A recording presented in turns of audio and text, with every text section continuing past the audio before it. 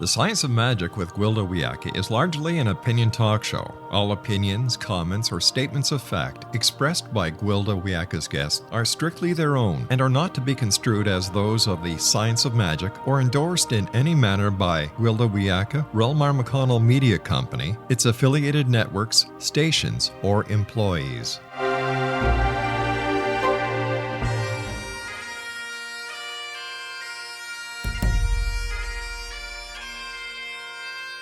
Welcome to the Science of Magic with Gwilda Wiyaka, a program dedicated to uncovering the unified nature of reality and humanity's ever-evolving place as truly galactic beings. For more information on the Science of Magic with Gwilda Wiyaka, visit us online at www.thescienceofmagic.net.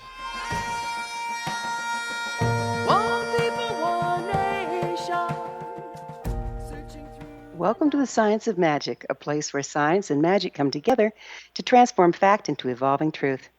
We can be found on our website, www.thescienceofmagic.net. I'm your host, Gwilda Wiyaka. Is anybody out there? How does one talk to God? A burning question as long as I can remember. I think it started when I was 5, living weekdays with my father's stepmother and her children, and weekends with my grandparents. The grandparents were very religious. Dad and his wife, on the other hand, were anti-religion, considering it judgmental and hypocritical. To say the two factions were polarized against each other was a gross understatement. One Sunday, I was at my grandparents', and a minister uncle was visiting. He was a very large man with a booming voice. I'd always been very leery of him. Grandma was cooking my favorite meal, Southern fried chicken. The smell had tortured me all afternoon. We all sat down to dinner, and Grandma put the plate in front of me with my very favorite portion, a drumstick. Without thinking, I snatched it up and took a bite. Uncle stood up, backhanded me off the chair, and roared something about touching the food before he had led us in prayer. He promptly sent me to bed without dinner. The following Monday, at dinner with my father and his family, I dutifully folded my hands and bowed my head. "Quit being so pious and eat your dinner before it gets cold," stepmother snapped. But I was terrified to eat before someone said grace. Hades would freeze over before either adult uttered a prayer, and I had no clue how to do it myself. I was sent off to bed without supper again. I developed an eating disorder that worsened over time, so Dad sent me to Saudi Arabia to live with my mother and her husband. At 10 years old, I frequented the stables just outside the American encampment and befriended the stable master Abdul, his young wife, and new baby boy. Granted the rare privilege to be in the presence of their new child, I was sitting with Abdul's wife in their tent when the call to prayer came from a nearby prayer tower. I looked outside to see 6 stabled hands kneeling on their prayer rugs facing the same direction, foreheads touching the ground. "Why are they all facing the same direction?" I asked my hostess. "They're praying to Mecca." "Who's Mecca?" "It's the holy city. That's where Allah listens to prayers." "I'll be glad to hold the baby if you want to go pray," I offered. "Oh no, women can't pray. Allah can't hear us because we have no souls." Well, I could only hope Abdul put in a good word for us then. While Mom and Stepdad were devout atheists, my best friend was Catholic. At age 12, I started attending Mass with her. She tried to instruct me on the way things were done. "The priest performs a Mass so God can hear our prayers," she shared. I wanted to talk to God, so I really tried to participate. But it was all Latin to me. In my ignorance, I was left with the impression that God didn't want to hear directly from me, that I needed a go-between if he listened to a girl at all. I was 22 when my Lakota teacher put me out on the hill for my first vision quest. Barefoot and wearing a lodge dress, I had a blanket but no food, water, or shelter of any kind. To say I was a bit trepidatious was an understatement. He secured me in a circle of sage. "Pray for a vision, Wiyaka." He turned to leave me alone for 3 days and 3 nights. "But I don't know how," I protested. "Then pray to learn to pray," and he was gone. I'd never felt so alone. The first day was scorching hot, the night freezing cold. No vision came. Well into the second day, I thought I'd better at least attempt to pray. Is anybody out there?" I ventured. Nothing. I don't know if you can hear me. I'm really sorry. I don't have a clue how to talk to you." Silence. The day wore on, and after numerous failed attempts at contact, I got mad. Don't I deserve God's love? Probably not. How could one insignificant little woman matter to him when he had the entire universe and beyond to tend to. When night fell, I reflected back on my confusing experiences with prayer and began to cry. The more I cried, the more I remembered, and the more desolate I felt. All of my life, I knew there was a God I so longed to connect, but just didn't know how. I cried myself to sleep and woke the next day with an amazing feeling of peace. A gentle breeze caressed my face as I watched the sunrise ignite the sky. There you are, I marveled. You've been here all along. Our guest this hour is Rick Hamlin, has written a wonderful book on prayer I could have used back then. I'll introduce Rick and his body of work after this short break. You're listening to The Science of Magic. Prior innovative episodes can always be found on our website, www.thescienceofmagic.net.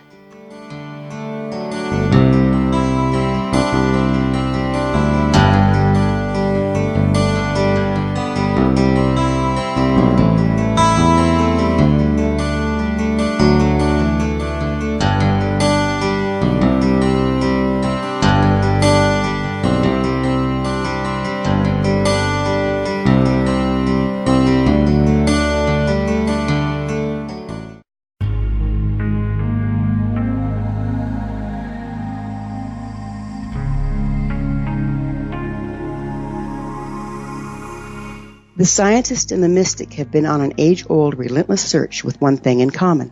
They seek truth. Their paths converge in the 40,000-year-old practice of shamanism, an ancient science delving to the quantum level of life, facilitating healing, manifestation, and evolution.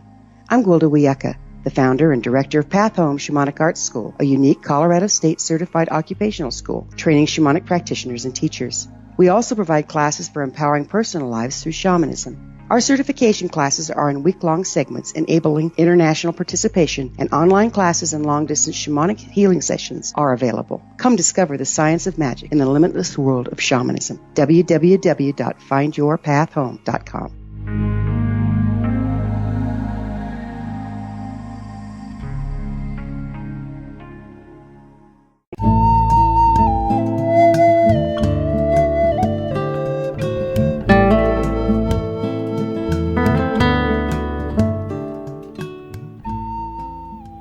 Welcome back. This is The Science of Magic, dedicated to unification and evolution of consciousness. I'm your host, Gwilda Wiyaka. Our guest this hour is Rick Hamlin, the executive editor of Guideposts, where he's worked for 25 years. His book on prayer, 10 Prayers You Can't Live Without, was published in the spring of 2013. Rick's memoir, Finding God on the A Train, was a Book of the Month Club alternative selection. He's also published 3 novels, most recently Reading Between the Lines. He's been a contributor to Daily Guideposts since 1985 and blogs about prayer at guideposts.org. He, his wife Carol, live in New York City, where both sing in their church choir. They're the parents of 2 grown boys. His website, www.guideposts.org. Rick, thank you so much for joining us on The Science of Magic. Hi, thanks. Thanks for having me. It's a pleasure. This might seem rudimentary, but what a place to start. Would you define prayer for me? I think prayer is connection. That's the first word that comes to mind. And prayer is reaching out. I also, listening to your story, I thought, gosh, that poor girl. Why didn't just somebody say, hey? All you have to do is just say, hey. That's it. So how did you learn to pray, Rick? Did you grow up knowing how, or did you struggle like I did? Well, I did have a pretty good model with my father. My father, we talked about, you had that story about saying grace. My father said grace every night. I was one of 4 kids. And they were rambling graces. He just would sort of kitchen sink sort of graces. One of our friends used to call them the 6 o'clock news. He would just put in anything there. And it was actually instructive, because I do feel that sometimes we think we need to edit what we're going to say to God, which is kind of loony, because if God is God, God knows everything we're thinking anyway. So why are we trying to edit it and frame it in such beautiful language?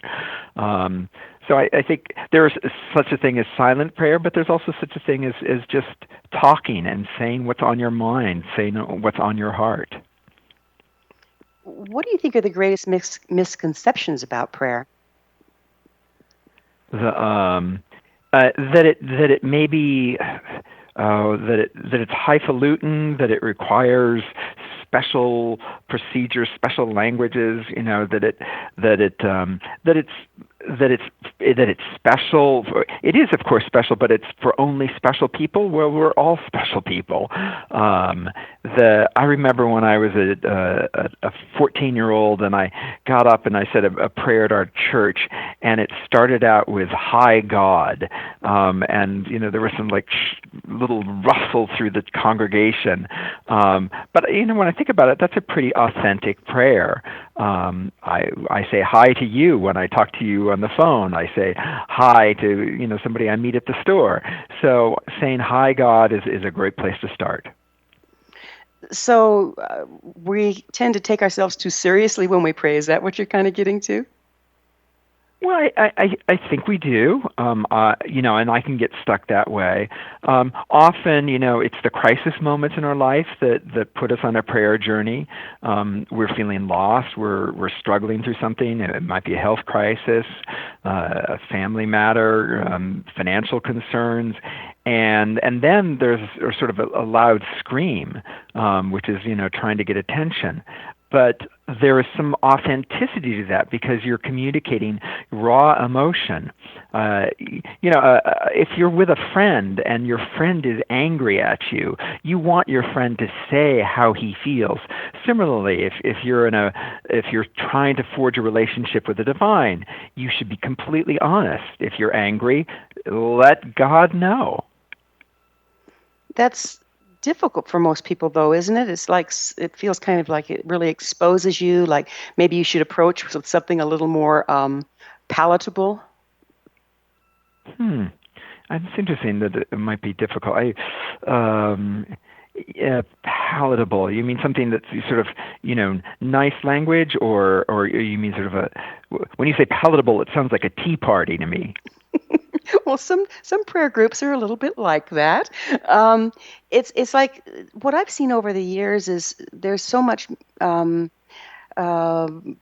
ceremony around prayer that people have lost their comfort with it. They don't feel comfortable showing raw emotion. They don't feel comfortable being desperate or being honest. It's like you have to kind of approach it with your best Sunday dress on.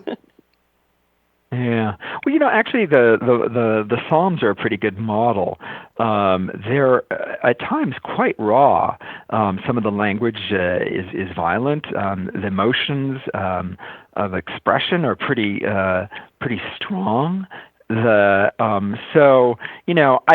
think it's perfectly fine to sort of to turn to something that's been printed already and use that to get your language going. If you're having problems finding language, if you're having problems to identify what you want to say, but I look at the Psalms as a model for real honesty.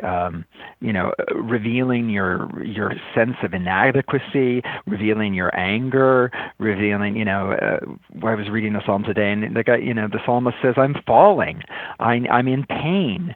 That's pretty authentic, and that's the kind of conversations I feel gratified when I can have with someone else. I'm with you there, and I love the Psalms. It seems like there's two real different styles here, but maybe there's a place for both, and maybe you can help me with this.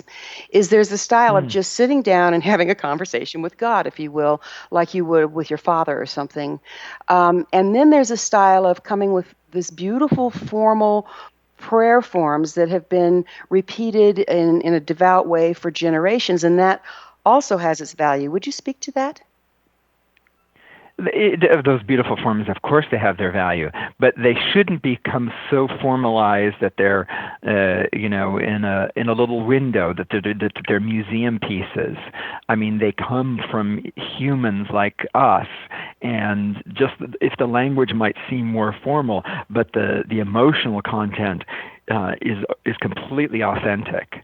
There are also, we should, there are all kinds of moments of prayer. Like there are all kinds of moments in our life. There are moments of celebration. There are moments of joy. There are moments of gratitude. And then there are moments of pain and sorrow. So to limit it to just one kind of prayer, it seems to be limiting ourselves. I would agree with that. So I'm going to put you on the spot with this one. Do we really need a go-between to have our prayers heard? I don't think so. Sometimes if it feels better for you, we use Jesus as a go-between, but then Jesus is also God. So how is he, speaking to Jesus is also speaking directly to God. For my language, I usually, if there's a name, it's sometimes Christ.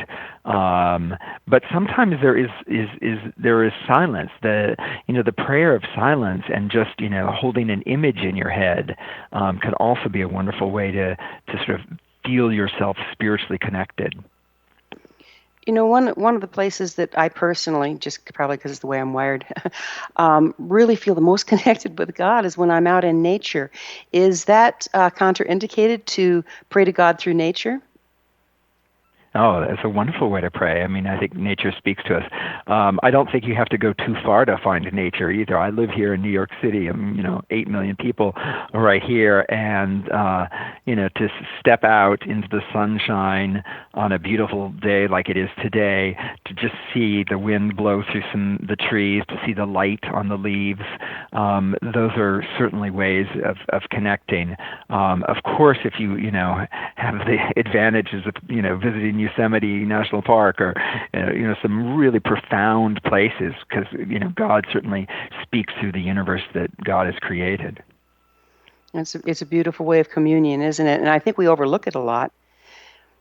Do you see prayer as having changed over the last years? And if so, why do you think that's the case?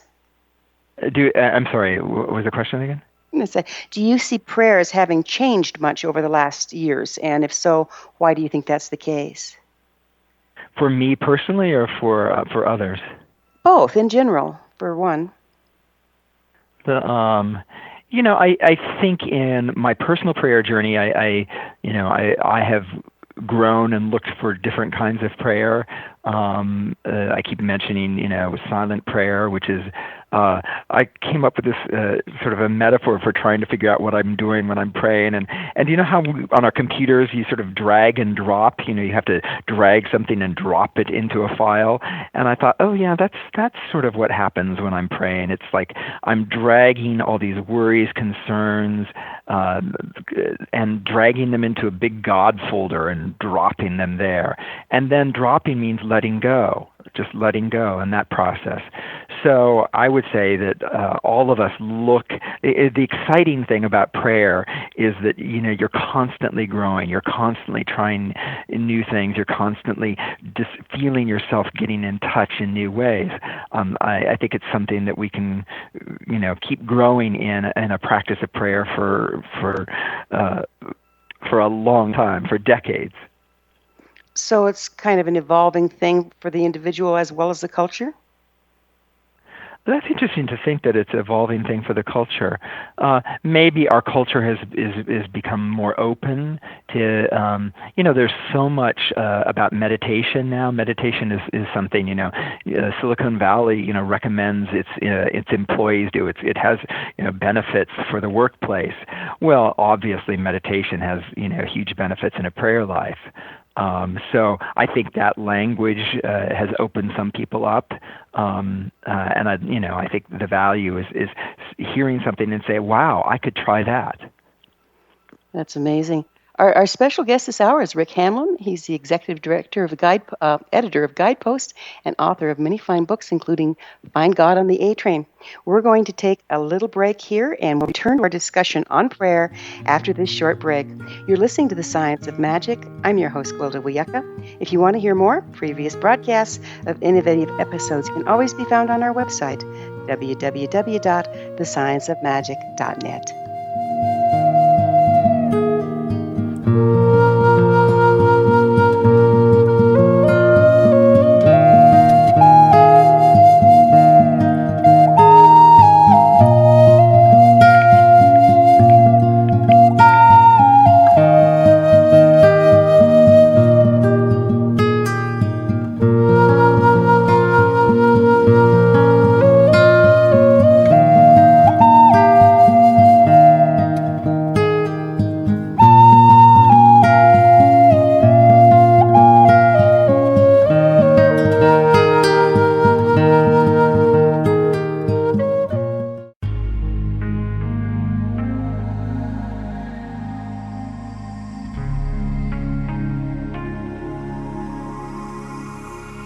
The scientist and the mystic have been on an age-old, relentless search with one thing in common. They seek truth. Their paths converge in the 40,000-year-old practice of shamanism, an ancient science delving to the quantum level of life, facilitating healing, manifestation, and evolution.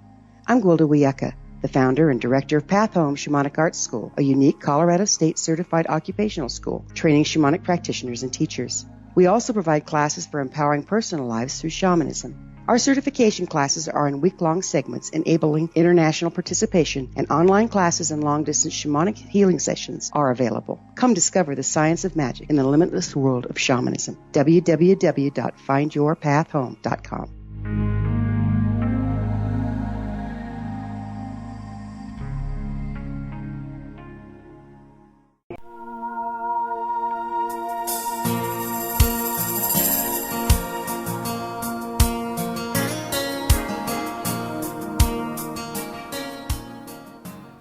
Welcome back. This is the Science of Magic, a place where magic and science come together to promote enlightenment. Visit us online at www.thescienceofmagic.net. I'm your host, Gwilda Wiyaka. Our guest this hour is Rick Hamlin, the executive editor of Guideposts and author of many fine books, including Finding God on the A Train, Reading Between the Lines, and Tears and Prayers You Can't Live Without. His website, www.guideposts.org. Rick, there's one thing that I observed in my Lakota teacher, and he was a devout Christian, but he also had something that he did with the way he handled things, with the way that the way he lived his life. If I had to describe it, it was like his life was a living prayer. Everything he picked up, he did it with reverence. Can you speak to how we can bring prayer into our daily activities? It's a great challenge. I mean, we often think, oh yes, it would be so easy, if I'm out in the wilderness, then I could bring prayer into my daily life. But a lot of us are stuck in an office, driving in a car. There's so many things. And how do I bring prayer here? I love having just a little phrase that I can use. There's the Jesus prayer that's just really short, and you can use it in any situation. Well, can you share it? Oh, yeah. Jesus Christ, have mercy on me. Jesus Christ, have mercy on me. Sometimes I expand it. Jesus Christ, have mercy on me. A sinner. Some of it's sometimes called the sinner's prayer. And then you can go into any little phrase of guidance. But I like just Jesus Christ, have mercy on me, or sometimes just to say the word Jesus. That is a prayer, isn't it? It is indeed. Probably the most powerful one out there. Do you see there? But you could be in an office. I'm sorry, I didn't hear you. What? No, go right ahead. Well, I mean, you can be in an office. You can be in a situation that's a conference room, and there may be some tension going on in a meeting, and you can be saying that prayer, and no one has to notice it, but you notice it, and it's the key thing. So, by asking for mercy, how would you define mercy? What's the energy that you're bringing into the situation through that? That's a good question. I think it's opening yourself up. So much of what we do is holding our fists tight or holding on to things. And if I had to visualize it, mercy would be a gesture of opening my hands up, opening my heart up, opening myself up to receive instead of holding myself tight. So then what I see in my mind's eye in that conference room where things are getting tense and you say the prayer is you're opening yourself up, and then you become the conduit for mercy to move into the room. Oh, what a lovely thing. Oh, gosh, I would hope that's true. I've had friends say that. A friend of mine who worked in the movie business, and she remembered, a really tense moment, and, people were kind of pushing their different ideas and getting a little more antagonistic. And what she did, I love this idea, she zapped God's love. She would just look at people and zap God's love. And she said, the conversation would become more creative. People would stop just, arguing their ideas and listen to others. Wouldn't that be wonderful if we did that more often? I can see the energy at work there, because when we start to argue, we start to polarize. When we start to polarize, we drop our Yeah. frequency. But if you bring unity through God's expression into the room, it diffuses the whole thing. And when we say God's expression in the room, what that says to me is that we are all equals. We are all loved. You are loved. I am loved, and then that person who might be an antagonist becomes a much more interesting being. So what do you see as the power of prayer? How would you describe that? Well, I think you're channeling an energy that longs to help you, and instead of fighting the world, you're going with the natural energy of the cosmos, and you're bringing the divine into a life that needs it. We pray for ourselves, but when we do it, you made that point so well, is that we're doing it for others. We're bringing the divine into the life of the people surrounding us. So being the hand of God, turning yourself over again to the power of the universe, the power of God, and expressing that in every moment. That's a prayer too, isn't it?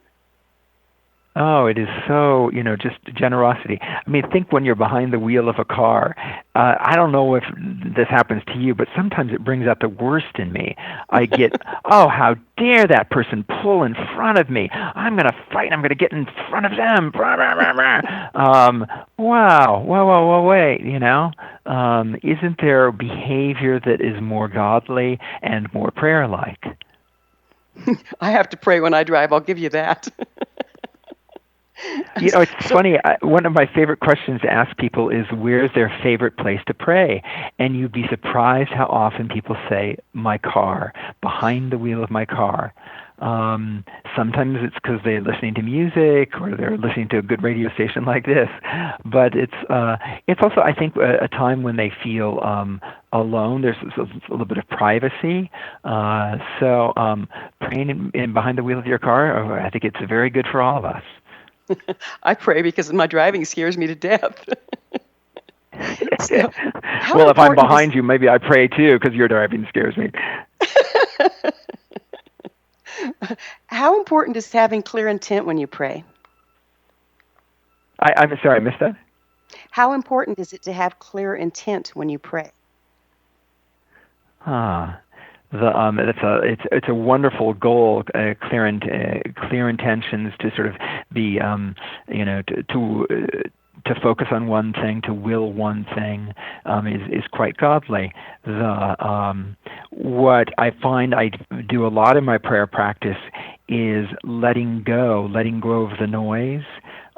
First, it's hearing the noise and then letting it go. I don't know if it happens to you, but I close my eyes and I think, oh, gosh, I'm going to have some quiet time. And immediately the noise comes in. Oh, wait, there's that email you have to send, and there's the meeting you've got to go to, and have you read that book? And oh my gosh, there's somebody you have to call. They've called you, and you haven't called them back. All that noise in the head. So hearing all that, letting it go to God, and that clears us up for intention. Does it require faith, or can we believe it when we see it? In other words, when you're praying, in order to see your prayers met, do you have to have the faith? Oh, we struggle with faith, don't we? I had this lovely thing happen. There was a messenger boy here at the office, and I ended up signing for something, and he looked at me and he paused and he said, "Could you pray for me?" And I said, "Well, sure." And then I said, "What would you like me to pray for?" And he stood there kind of struggling for words, and then he said, "I don't know." And I said, "Well, is it faith? Are you worried about faith, not having strong enough faith?" And he said, "Oh, no, I have lots of faith. But what I need to have prayer for is less unbelief." Wasn't that lovely? Oh, that is beautiful. Less unbelief. It seems like to me that faith gives us the ability to see the promptings or the answers to our prayers that we might otherwise miss. Do you view it that way? Yeah. I mean, Jesus said, "Wherever two or more are gathered, I am there." Now, is that just because there's the energy of more people, two or more gathered in prayer? I also think it's because we find our faith with other people. We see the answers to prayer that we might not observe. We, especially compassionate people who can share the pain that we might be feeling, who can also share our joys. So it's not just the power of two people silently praying, but I think the power of companionship and friendship. And two people see twice as much, can hold the faith twice as strong, and kind of be the eyes and the support for each other. Exactly. I mean, it's what I'm getting here from you in this conversation. I answer, oh gosh, radio. I'm trying to be on, but then I hear things from you, and it helps me. So just listening to you is transforming and quite healing for me. Well, I'm certainly enjoying our time together. We're going to need to take a little break, and we will continue this lovely conversation on the other side. We'll be back on the flip side of this short one. You're listening to The Science of Magic, the place where altruistic professionals of science and the esoteric create common ground for the betterment of our world. You can always listen to previous broadcasts on our website, www.thescienceofmagic.net.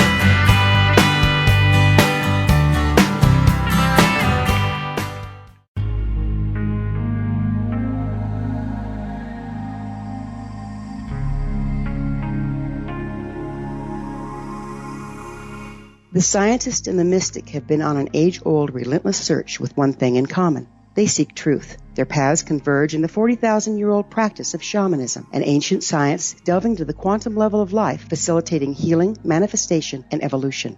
I'm Gwilda Wiyaka, the founder and director of Path Home Shamanic Arts School, a unique Colorado State certified occupational school training shamanic practitioners and teachers. We also provide classes for empowering personal lives through shamanism. Our certification classes are in week-long segments enabling international participation, and online classes and long-distance shamanic healing sessions are available. Come discover the science of magic in the limitless world of shamanism. www.findyourpathhome.com.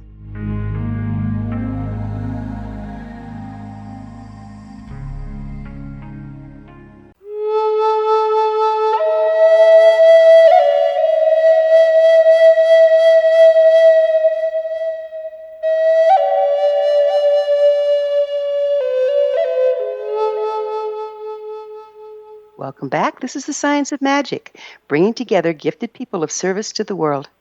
Our website is www.thescienceofmagic.net. I'm your host, Gwilda Wiyaka. Our guest this hour is Rick Hamlin, the executive editor of Guideposts and author of many books, including Finding God on the A Train, Reading Between the Lines, and 10 Prayers You Can't Live Without. His website, www.guideposts.org. Rick, before we get much further, would you mind telling us where people can find your books? 10 Prayers You Can't Live Without is easy to get from Amazon. And same with Reading Between the Lines. Finding God on the A Train is by now out of print, but I see it pop up on Amazon. And if you get a copy, send one to me. I'm running out. I love it. So would you go over the 10 prayers you offer in your book? Just kind of give us a brief idea of what's in there. Oh gosh, I every time I do this, I'll leave out one or two, and I go, I can't remember where they are. But gratitude is obviously prayer, just being able to say thanks. Singing is a prayer. People in their cars, you sing.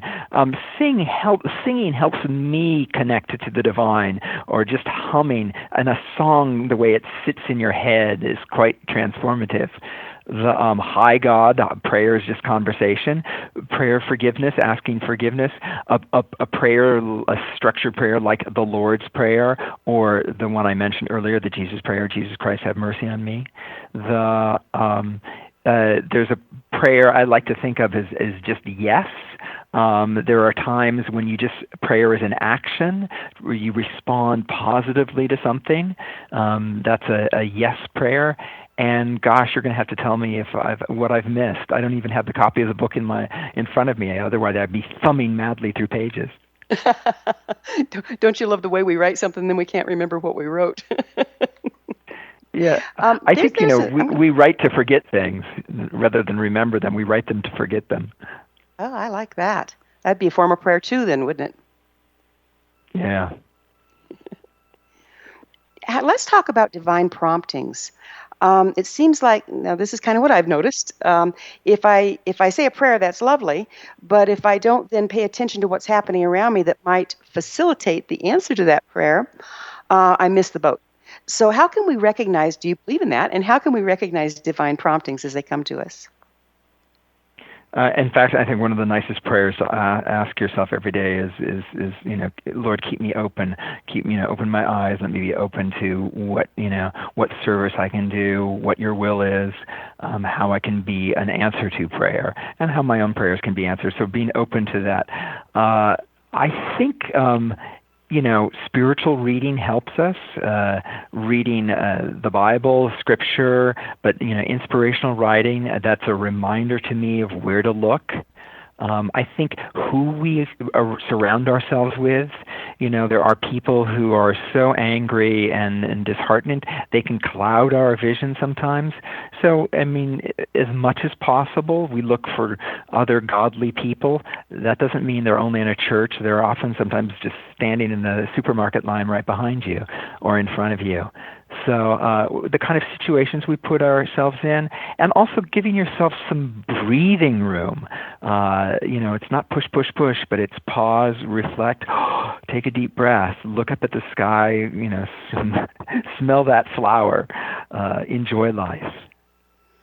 So it's like finding your center as frequently as you can helps you stay in the center of your life, and from there you can see the divine as well as the divine promptings. Is that kind of what you're getting to?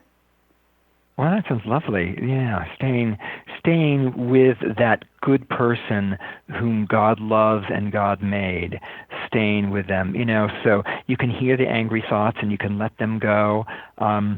Sometimes just, sitting in a chair and closing your eyes for, 5 seconds. You can't do that when you're driving the car, but that's why I like singing sometimes. Also writing down, when I'm really, really stuck, one of the exercises I find really helpful to feel centered is to write down things I'm grateful for. Just go through a list, and even if I don't physically do it, just start numbering them off. That can be really transformative. It's funny, I was just going to ask you that as the next question.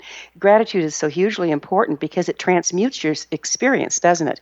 It can change things we might view as negative into divine intervention. Yeah. Thank God I'm late for this meeting. Thank God I'm stuck in all this traffic. God, let me see. But when somebody says, "Calm down, don't be so anxious," I can't do that. But if I do an exercise like going through what I'm grateful for, it's just even numbering them. I'm grateful for this conversation we're having. I'm grateful for the air conditioning. I'm grateful for the sunshine outside. I'm grateful for the chair I'm sitting in. There's so many things to be grateful for. And I find that at the end of the day, if I take time to do the gratitude, my whole day is reframed and my next one starts better. Have you experienced that? And do you have any prayers specifically for that? That's a wonderful way to end your day. No, I usually do it in the middle of the day. I rarely end my day with it, but that's awfully good. That's a great... Let me try that. It cleans the slate, shall we say. Yeah. How do you advise... I'm sorry, go ahead. No, I'm just listening. Okay. How can we tell when our prayers have been answered? How do you advise people to see the answers coming to them? One of the things I listen for is sort of a peace of mind in myself. That can be a measure of an answered prayer. I also look to others to see, where kindness comes from. Prayers are not always answered exactly in the way that we dictate. Often the answer comes in a much more interesting way and a bigger blessing that we might expect. But also, I know people who keep prayer journals, and they record an answered prayer. By going through that process of looking for where the answer is, then they find it. I love that idea of a prayer journal. You know the God jar where you say your prayers and you write them out on a piece of paper, you throw it in the jar and you turn it upside down. Then you look at it a while later and you see which ones have been answered. It's kind of the same thing, isn't it? Yeah. Sometimes we don't even realize, we're on to the next thing. We can't acknowledge that a prayer, that we've been desperately praying, just a week ago was answered. So, I like the God jar, being able to look back and say, oh my gosh, that thing I was struggling with, it's gone. It's solved. We have about a minute left. Would you have something you'd like to share with our listeners? Oh, just enjoy life and be full of gratitude. And I give thanks to this show, and I give thanks to what you're doing, and I give thanks to all those listeners out there. I hope that we meet each other in any godly, prayerful way. Meeting in prayer, what a beautiful thought. We know where people can find your books. Sorry, I was looking at the wrong thing. And I can't thank you enough for being on our show. It's enlightening to see the different ways that we can approach prayer, that we can talk to God, just like we talk to each other. And when we're talking to each other, Rick, we're really talking to God, aren't we? Yeah, we can, as long as we include, the conversation, yeah. Thank you so, so much. Hope to have you back again sometime, Rick. Thanks so much. Our guest this hour has been Rick Hamlin, the executive editor of Guideposts and author of many fine books, including the one we've been talking about today, 10 Prayers You Can't Live Without, his website, www.guidepost.org. This has been The Science of Magic. Remember, you can always listen to past thought-provoking episodes on our website, www.thescienceofmagic.net. Until next time, dear ones, may you be blessed with knowledge, comforted with love, and may your life be a living prayer.